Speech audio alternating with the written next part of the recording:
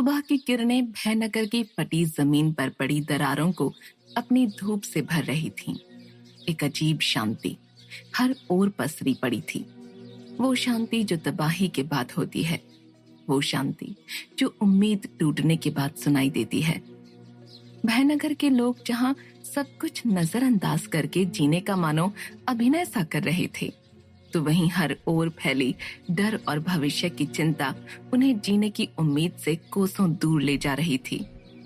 बीते कई सालों से उनकी जिंदगी या कहीं मौत कुछ इसी तरह बसर हो रही थी। खंडहर हुई हवेली को देखते घायल चंदन लाल अपने चोटिल कंधे और कौओं द्वारा नोचे गए अपने जख्मी शरीर से लड़खड़ाते हुए हवेली के सामने फैले उजड़े हुए बगीचे में चलते हुए विचार कर रहे थे, जोड़ घटाव कर रहे थे कि अगर सालों पहले ही योगी अमृत की वो बात सुन वो श्रावणी को उसके बचपन में ही उनके हवाले कर देते, तो शायद आज इतनी तबाही, खौफ और मौतों का तांडव भयनगर में नहीं हो रहा होता। हवेली में, भयनगर में हर तरफ यूं मातम न फैला होता। वहीं राय बहादुर को आराम करने के लिए मनाते हुए भानु बार बार उन्हें रोकने की कोशिश कर रहा था, मगर राय बहादुर भयानक विशंभर के मौत से लौट आने से और उसके उस कड़े को ले जाने के बाद से ही काफी असहज और परेशान थे। किसी बड़ी अनहोनी की उम्मीद उन्हें खाए जा रही थी। बार बार बिस्तर से उठकर वो अपनी शक्तियों का आह्वान करते, मगर पैरों के उस कड़े और कानों की उस बाली के न होने के कारण सुनहरी बिजली, चिंगारियों, रोशनियों की वो शक्तियां उनकी आंखों में सुलगते ही फिर बुझ जाती। घायल अवस्था में ही लड़खड़ाते हुए बार बार राय बहादुर हवा में उठ हर बार की तरह खुद में झांक कर ध्यान लगाकर इस परेशानी का हल ढूंढना चाहते थे। उस सुनहरी रोशनी के बारे में जान लेना चाहते थे जिसने उन्हें समय के उस छोर से यहाँ भयनगर में छोड़ दिया था। समय के उस छोर पर अकेली फंसी श्रावणी को देखकर राय बहादुर निश्चिंत हो जाना चाहते थे, मगर हर बार उनका जख्मी शरीर संतुलन खो हवा से गिरने लगता। वो ध्यान लगाने में असफल हो जाते। इससे झुंझलाए राय बहादुर कभी गुस्से में चीखने चिल्लाने लगते, तो कभी मुक्का मारकर खुद पर प्रहार करने लगते। वहीं हवेली के दूसरे कक्ष में योगी अमृत ध्यान लगाए बैठे अपने मन को शांत करने की कोशिश कर रहे थे, पर रह रहकर उन्हें विशंभर का वो चेहरा, उसका वो नाचना कूदना याद आ रहा था। योगी अमृत का चेहरा ध्यान में प्रकाशित हो बिजलियों सा धुजने लगा और उनका विचार चक्र खुल गया। आखिर क्यों राय बहादुर ने विशंभर पर प्रहार नहीं किया? क्यों ऐसा लगा जैसे राय बहादुर उसे एक अरसे से जानते हों? क्यों राय बहादुर की रानी दमयंती को उस बवंडर में उड़ाकर उनसे दूर ले जाने के बावजूद राय बहादुर विशंभर को देख गुस्से में आग बबूला होने की जगह शांत हो गए? आखिर क्यों? सवालों के इस उठते बवंडर से घिरे योगी अमृत बीती सभी बातों को सोच व्याकुल हो रहे थे। आखिर किस बदले की बात विशंभर कर रहा था? दुनिया को अपने किए की कीमत चुकानी होगी। किसे सोचकर उसकी आंखों में आंसू आ गए थे? उसका वो झुलसा चेहरा योगी अमृत जैसे सवालों की एक गहरी खाई में खोते जा रहे थे। तभी अचानक उनकी नजरों के सामने वही विभत्स दृश्य उभर आया जो उन्होंने राय बहादुर के विचार चक्र में देखा था। युवा राय बहादुर चिलचिलाती धूप में एक फैले मैदान में युद्धाभ्यास करते हुए, एक लाल आंचल दूर पेड़ के पीछे, एक राजकुमारी जिसके सिर पर ताज था, जिसका चेहरा धुंधला था, जो राय बहादुर को छुप छुप कर देख रही थी। तभी पुरानी झोपड़ी के भीतर से किसी ने आवाज दी, तेज अंदर आजा, अब आजा, मैंने तेरे पसंद का खाना बनाया है आज, अभ्यास बाद में कर लेना। ये पुकार सुनते ही पसीने से तर राय बहादुर की तलवार और भाला हवा में वहीं के वहीं रुक गए। तलवार और भाले को प्रणाम करते हुए राय बहादुर ने उन्हें सामने रखी एक पत्थर की बड़ी सी शिला पर रख दिया और कमर पर बंधे अपने नारंगी अंगोछे से अपना पसीना पोंछते हुए राय बहादुर दौड़ते हुए झोपड़ी के भीतर चले गए। आया बाबा। झोपड़ी के अंदर राय बहादुर के पिता थे। विचार चक्र के अधूरे टूटे धागे जैसे योगी अमृत की आंखों के सामने उनके ध्यान में जुड़ने लगे थे, जैसे वो योगी अमृत को कुछ दिखाना चाह रहे हों, बताना चाह रहे हों। अचानक योगी अमृत के सामने अब वो दृश्य उभर आया जिसमें एक चमकती तलवार राजा नरेंद्र सिंह को चीरती हुई उनके गले के पार हो गई और खून से सनी ये तलवार एक नारंगी अंगूठे से पोंछी जा रही थी। ये ठीक वैसा ही अंगूठा था जैसा राय बहादुर की कमर में था, जिससे उन्होंने पसीना पोंछा था। तभी हवा में बर्बादी का मंजर लाया वो बवंडर, वो भयानक बवंडर योगी अमृत की आंखों में उमड़ आया। उन्हें लगा जैसे वो खुद समय के उस छोर पर खड़े हों। सब कुछ उजाड़ता वो बवंडर जैसे ठीक उनके सामने से गुजर रहा हो। योगी अमृत ने देखा बवंडर के बीचों बीच पागलों सा नाचता विशंभर अपनी काली बोहों को उछाल दमयंती के सामने गाता हुआ उछल रहा था। दूर घुटनों के बल बैठे असहाय राय बहादुर की आंखों से आंसू टपक रहे थे। तभी विशंभर ने अपना हाथ हवा में घुमाया और बवंडर की गति अपने आप बढ़ गई। तेज गति में फिरकनी सा घूमता बवंडर दक्षिण के कई रहस्यमयी जंगलों की ओर बढ़ चला। यहाँ ध्यान में बैठे योगी अमृत की सांस तेज हो चली। वो सारा दृश्य वो जैसे बवंडर के अंदर बैठे थे। बवंडर की तेज गति के साथ गोल गोल घूमते हुए देख रहे थे सब कुछ। बवंडर में हर ओर लोग पशु पक्षी अपनी जान की गुहार लगाते चीखते चिल्लाते खुद को बचाने का प्रयास कर रहे थे, बवंडर से कूद जाने का प्रयास कर रहे थे, मगर बवंडर के उस वेग को भेद पाना असंभव था। देखते ही देखते हवा के वेग और आपस में टकराते लोग हाड़ मांस के इंसानों से नरकंकाल बनने लगे। उनके शरीर का पुर्जा पुर्जा इस बवंडर में कटने फटने उखड़ने लगा। खून पस मांस के लोथड़े यहाँ वहां उछलने लगे। वहीं चेहरे पर गिरते खून के फव्वारों से खुश होता विशंभर इन फव्वारों के बीच जाने क्या गाता हुआ नाच रहा था, हंस रहा था। और रानी दमयंती रोती बिलखती राय बहादुर को पुकार रही थी, प्लीज बचाओ, छोड़ दो मुझे। इकलौती वही थी जो उस बवंडर में साबुत जिंदा खड़ी थी, जिसकी वजह विशंभर था। दमयंती को लेकर उसका मकसद कुछ और ही था। नहीं दमयंती, कोई नहीं आएगा बचाने तुम्हें, न तेज न ये भावनगर वाले, न वो आचार्य आग्नेय, और ना ही तुम्हारा कोई भगवान।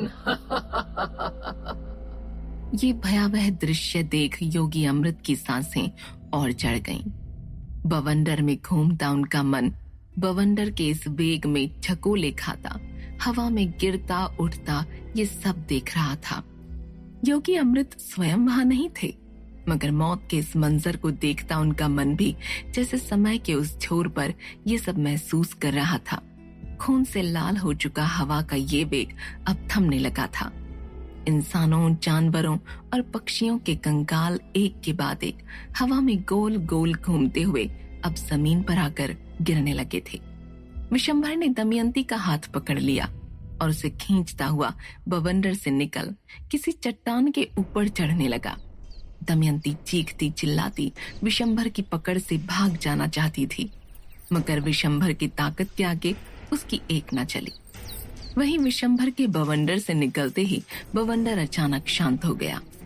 घर, महल, पशु पक्षी, जमीन के बड़े बड़े पत्थर, इंसानी नर कंकाल, मांस के लोथड़े, नसों और आंतड़ियों के कई उलझे गुच्छे, बालों के ढेर और इंसानी जिस्मों के कई अंग एक साथ जमीन पर धप से आ गिरे, जिन्हें पलटकर देखता विशंभर खुश होता हुआ जोर जोर से हंसने लगा।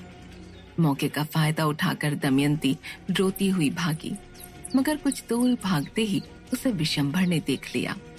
उसने हंसते हुए हवा में हाथ उठाया और उधर दमयंती के सामने जैसे काले धुएं की एक अदृश्य दीवार बन गई, जिससे टकराकर दमयंती वहीं गिर पड़ी। भागो भागो। दमयंती सहमी हुई अपने सिर की ये चोट लिए अब झरने की ओर भागी।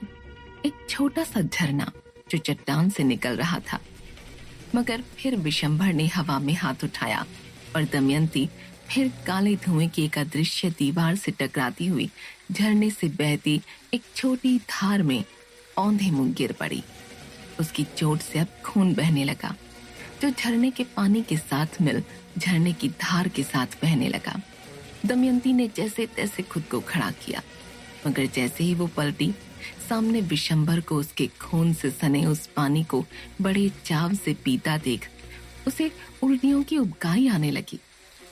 दमयंती उल्टियां करती हुई आंसू बहाती वहीं गिर पड़ी, जिसे देख विशंभर और खुश हो गया। पलक झपकते ही किसी जानवर सा हाथों और पैरों पर उछलता विशंभर दमयंती के चेहरे के बिल्कुल करीब आ गया और उसे घूरता हुआ उल्टी करते देखने लगा। वहीं दमयंती डर से सहमी रोने लगी। योगी अमृत ये घिनौना दृश्य जैसे वहीं पास खड़े देख रहे हों, और अगले ही पल किसी पशु की तरह विशंभर ने दमयंती की उल्टियां चाटना शुरू कर दिया। ये दृश्य देख दमयंती बेहोश हो वहीं गिर पड़ी, तो वहीं इधर योगी अमृत उबकाई लेते हुए अपने ध्यान से उठ खड़े हुए। इतना भयानक, इतना घिनौना कोई कैसे हो सकता है? योगी अमृत का जी मिचलाने लगा और साथ ही उठने लगे कई सवाल। क्या जो कुछ उन्होंने अभी अभी अपने ध्यान में देखा वो सच था? अचानक क्यों उनके ध्यान में इतिहास के ये अधूरे तार फिर जुड़ने लगे थे? कौन उन्हें ये सब दिखाना चाहता था और क्यों? तभी तेज सांसें लेते घबराए हुए योगी अमृत के कान में कुछ शब्द पड़े। आ जाओ योगी अमृत, आ जाओ। कौन है? योगी अमृत ने पलटकर पूछा। वे चौकन्ने हो गए, पर कहीं पर कोई भी नहीं था। जैसे हवा के साथ बहती ये आवाज बहुत दूर से योगी अमृत के कानों में पहुंच रही हो। तुम्हें जानना है ना राय बहादुर का काला सच क्या है? ये भी कि उसने अपने ही बाप को जिंदा क्यों जला दिया। जानना है ना योगी? हाँ, मगर कौन हो तुम?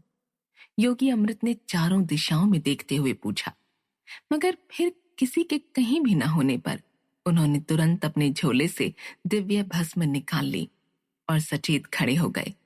हालांकि उनके मन में राय बहादुर का सच जानने का लालच सचमुच था। तुम्हें हमसे कोई खतरा नहीं है योगी। आ जाओ, भयनगर के पश्चिम की ओर बसे वीरान खंडहरों में, वहां तुम्हें सच मिलेगा। हम बताएंगे सच, वो सच जो सही गलत नहीं, सिर्फ सच है। सचमुच इस आवाज को पता था योगी अमृत को वश में कैसे किया जा सकता है। सच वो चाबी थी जिससे योगी अमृत को अपनी ओर आकर्षित किया जा सकता था। किस सच की बात कर रहे हो तुम? कौन हो तुम? योगी अमृत ने पुकारते हुए फिर पूछा। इतनी जल्दी भूल गए योगी? मैं वही जिसे अभी थोड़ी देर पहले तुमने अपने ध्यान में देखा, उस इतिहास में देखा जो सच है। मुझे फर्क नहीं पड़ता तुम मेरे बारे में क्या सोचते हो, मगर मैंने अपना सच तुम्हारे सामने रखा है योगी। राय बहादुर की तरह नहीं, जिसे तुम सालों से जानते हो, मगर फिर भी वो अपना सच, अपना काला इतिहास तुम्हें बताने से बचता है, डरता है। डरता वो नहीं योगी जो सच बोलता है, ये तुम जानते हो।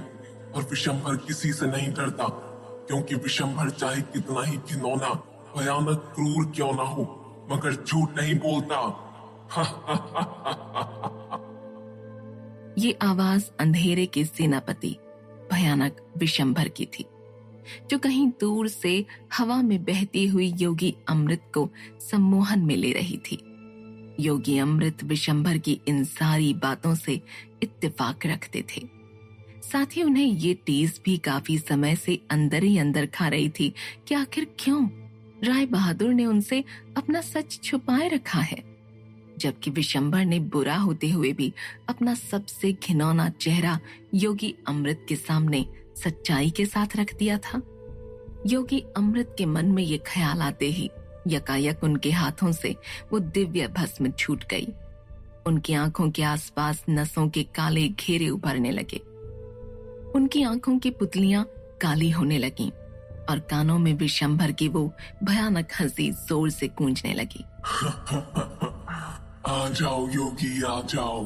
पश्चिम के खंडहरों में सच तुम्हारा इंतजार कर रहा है, वो सच जो तुमसे हमेशा छुपाया गया। राय बहादुर का सच, तुम्हारे जन्म का सच, हर वो सच जो तुम चाहते हो, चाहे वो घिनौना हो या बुरा ही क्यों ना हो, पर तुम्हें यहाँ मिलेगा। आ जाओ योगी, इतिहास फिर से लिखा जाएगा। आ जाओ। हा हा हा हा हा हा हा।